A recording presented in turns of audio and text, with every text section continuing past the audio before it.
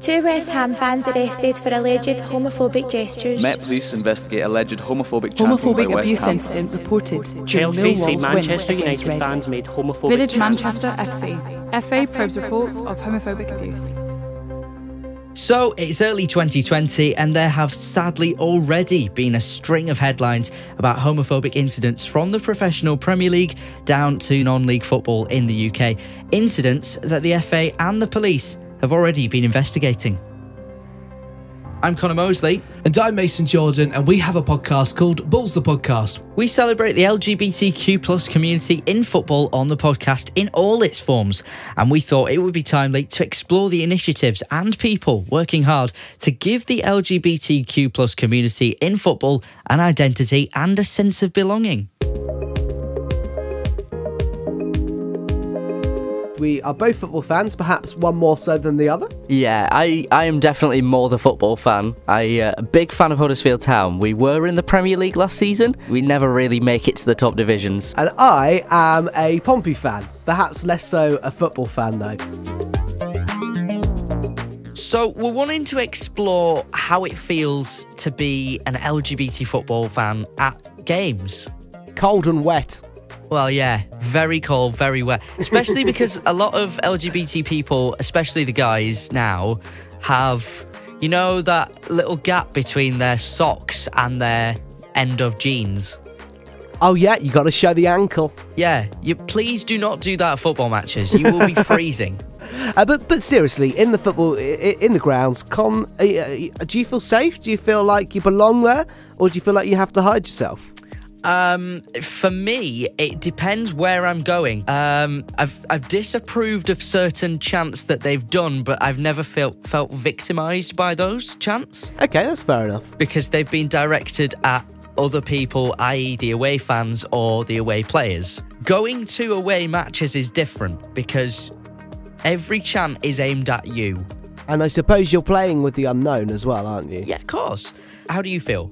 I think for me personally, a lot of this sort of fears around it all is just in my head. I've only ever experienced one thing, and it was one tiny little thing, wasn't aimed at me, and that's been it. But I think there's a lot of sort of stigma around it, and I think that's the thing that a lot of people will probably have to tackle.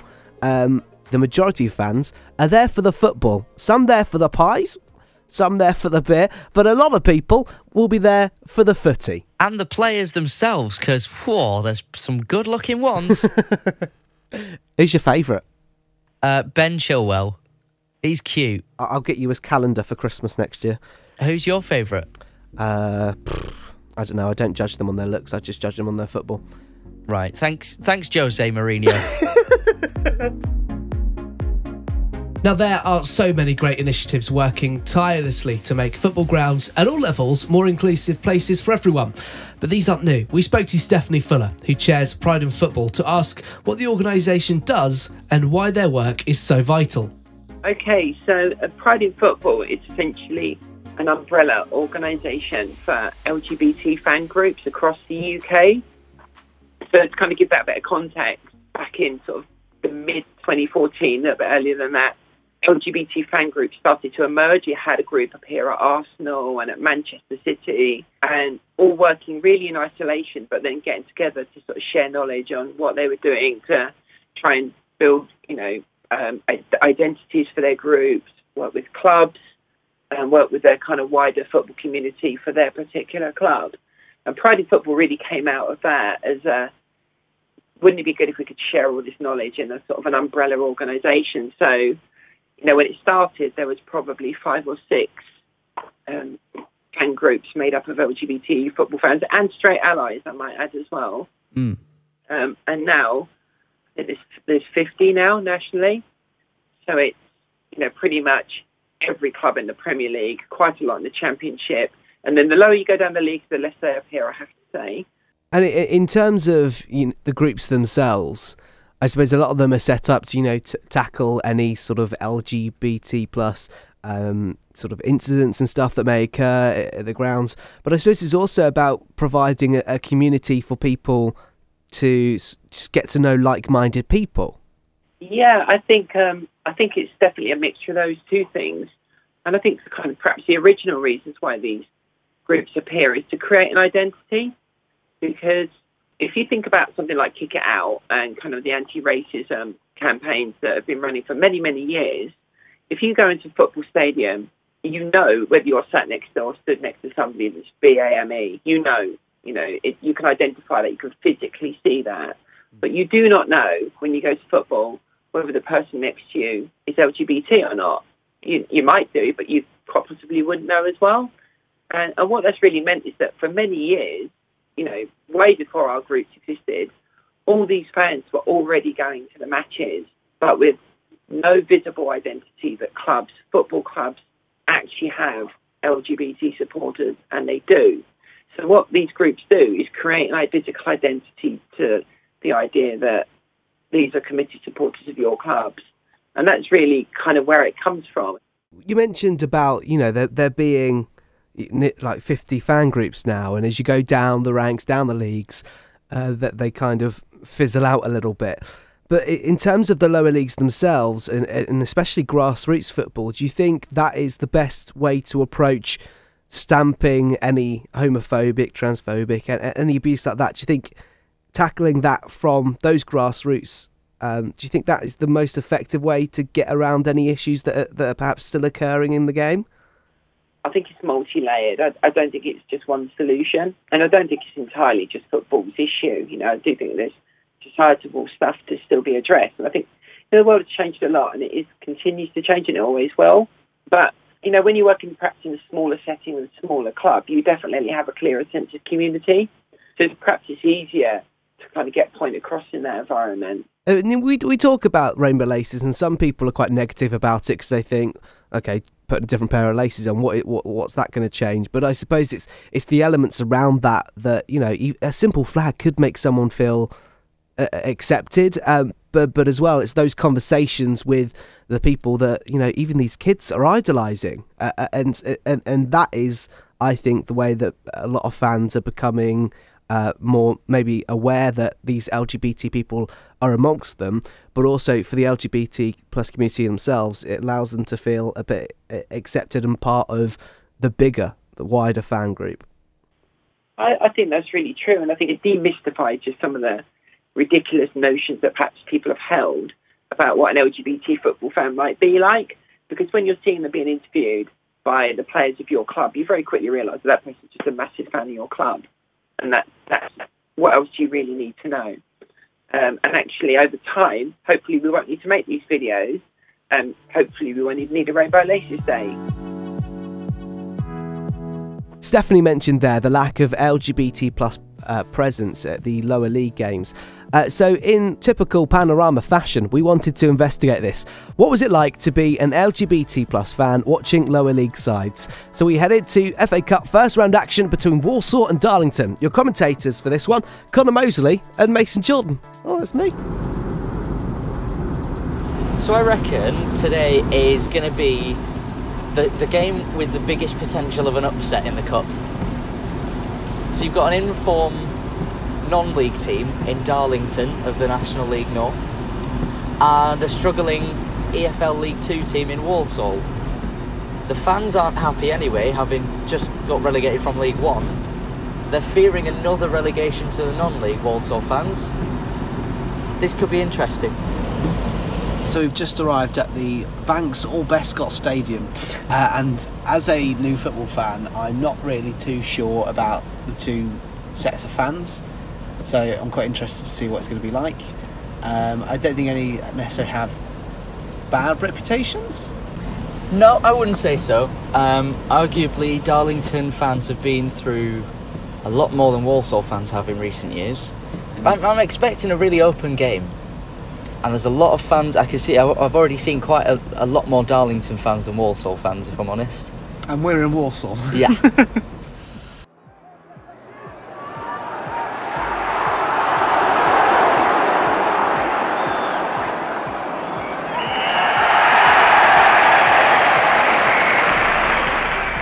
What a game. It was a good game. So Darlington took the lead after about 20 minutes, and they brought, I would say, around 1,500 fans. for a non-league team, that's impressive. And they were brilliant. We were in the Warsaw end. We were in the main stand, so there was a lot of anger, a lot of tension around us, which you'd expect from a club like that being in the position they're in. They were riled up, which is good to see, but I think tragically for us, we didn't really get any badness, did we? There was one thing at the very beginning of the match where they mentioned, if people noticed any discrimination of any kind, then find a steward, it's good for them to make sure that was loud and clear right before kick-off, that none of that is accepted at Warsaw, which is good. But luckily, unfortunate for us, we didn't come across anything like that we were expecting, really, did we? No, not really. Just a proper good FA Cup tie. Yeah, good game.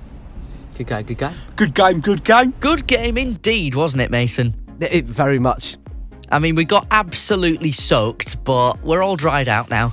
All right, so we've chatted to Stephanie from Pride in Football. She's a proper Palace fan and goes to, every single game.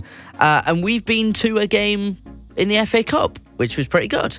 But you don't really like football that much, do you, Mason? Well, I do like it. You can't make me sound this bad on doing a podcast about something I don't like. I do like it. I do enjoy it. But as I mentioned, I kind of don't always feel like I'm in the safest of environments. And you're a Pompey fan, aren't you? Yeah, I've been to more than 3 matches now. Oh, brilliant. That's a proper fan right there. Hardcore. So I'm kind of intrigued to chat to somebody from Portsmouth Football Club, because they were in the Premier League. They're now in League One, So, right. Yeah, sorry, it's got to be said. So we're gonna chat now to Colin Farmery, who is the former inclusion manager at Portsmouth Football Club, and you still do stuff at the club, don't you? Yeah, no, I'm still doing some bits and bobs. I'm working for the Football League now and again. I did, or EFL as we should call them. I did some training at Colchester United recently on inclusion matters, which was very interesting. So yeah, although I've now retired from my core job at Portsmouth, I still like to kind of keep my hand in, and hopefully I've got something to offer.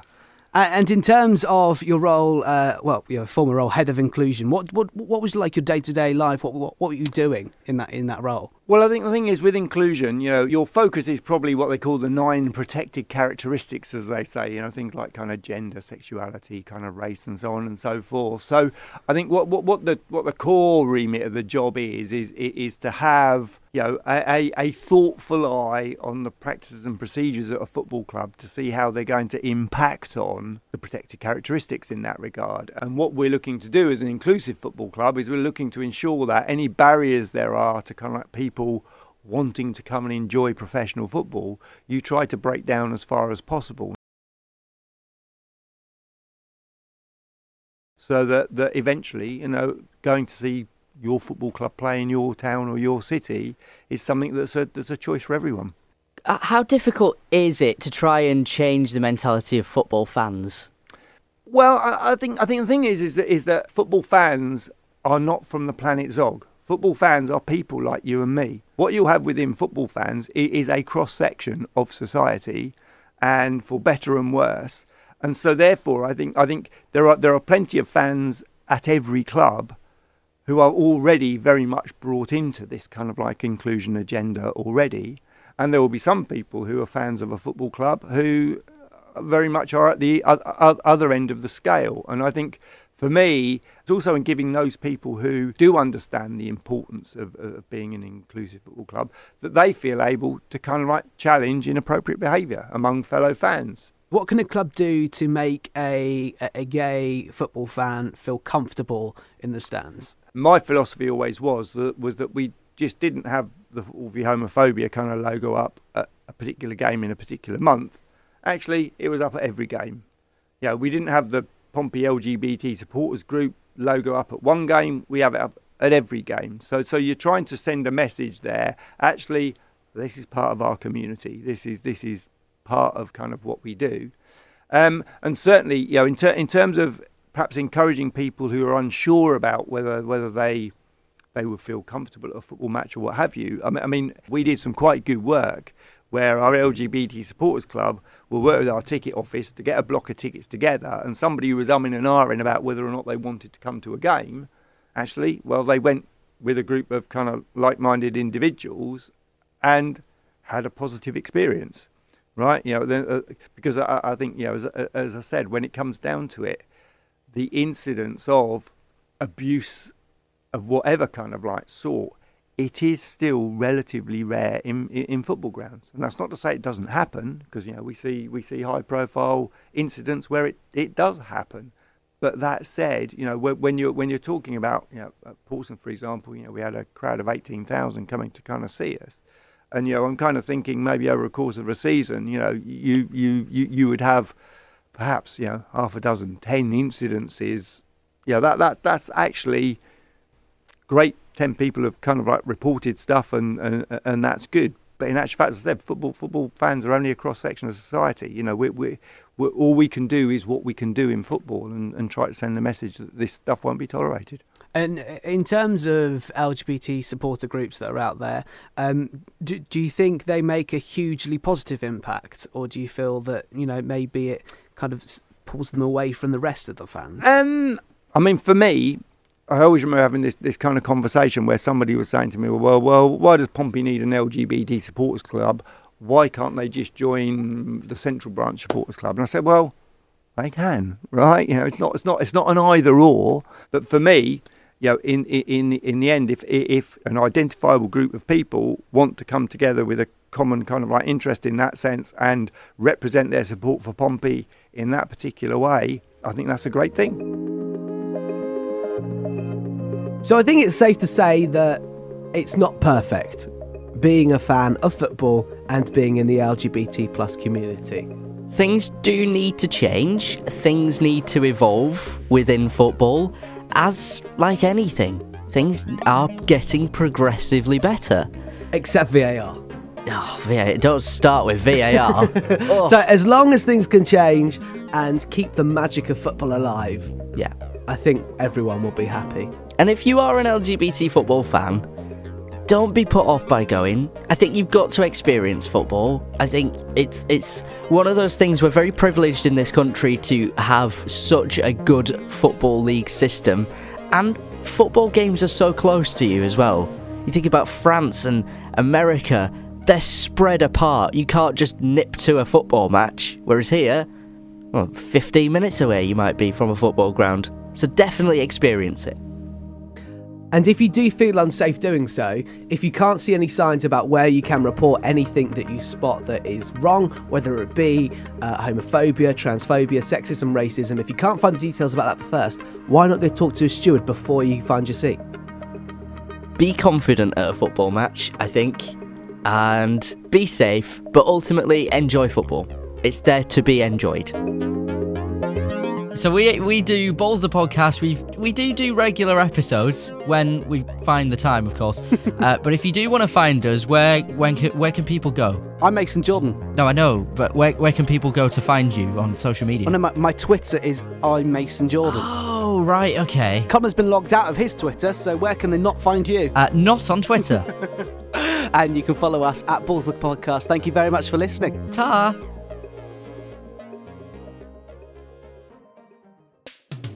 If you've got an idea that you'd like to turn into an episode of this podcast, get in touch at originalpilotmaterial.thesocial@bbc.co.uk. And for more episodes, subscribe directly on the BBC Sounds app or wherever you listen to podcasts. Original Pilot Material is made by Paul Carlin, Ali McRae, Ross Semple, Kirsty Drain, Paul McFadgen and Anthony Brown. This episode was written and presented by Mason Jordan and Connor Mosley.